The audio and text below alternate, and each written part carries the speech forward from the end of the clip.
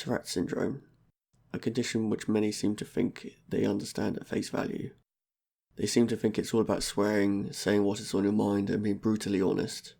The reality of it is much more complicated than this or what doctors have described in medical textbooks. I'm Dylan. When I was 24, I developed tics after a difficult time with severe depression. At the age of 27, I was finally given the diagnosis for a condition I knew I had from the very first tic. Adult Onset Tourette syndrome. I had no tics as a child. Adult onset of Tourette syndrome is not something that is officially recognised in the International Statistical Classifications of Diseases, nor the Diagnostic and Statistical Manual.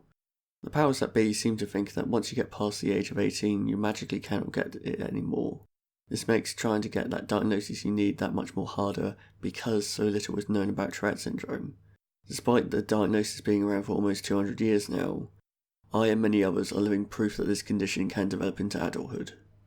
Adult onset has been a blessing, but it also comes with a bit of a sting to it. On one hand, I didn't have to live through the trauma that many people with Tourette's have dealt with in school. But on the other hand, I still remember perfectly clear what it was like to wake up in the morning and go about my daily routine without hurting myself and having erratic vocalizations.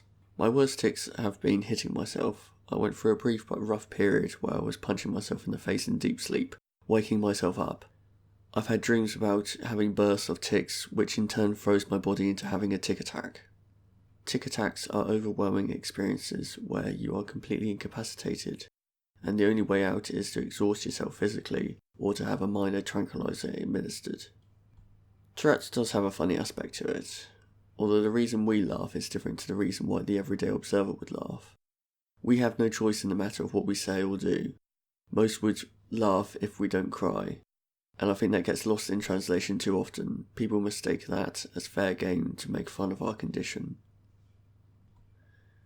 I consider myself quite lucky in regards to my tics. I have the incredible ability to suppress and distract myself when needed. I can pass off as a regular guy when I'm walking around town, but I do show what I want to show. Most people with Tourette's make the mistake of not letting out tics when in public. If you're one of those people, I want to tell you that it's okay to do so. People are too bothered about what coffee they're going to buy, what their friends are doing on Facebook, or what they're going to cook for tea. They aren't going to pay that much attention to the odd tongue click, shoulder shrug or whistle. So please do yourself a favour and let the odd tic out too when you need to. Do I feel hindered by my Tourette's? I actually feel empowered by it. There are a lot of times when it feels like it knocks you down, but I truly believe that if you approach it in the right way, you can work alongside of the disability and have a good quality of life. For me, Tourette syndrome has redefined who I am for the better. I've climbed a mountain that was mental illness, and in the process I've come to understand more about myself. How I tic.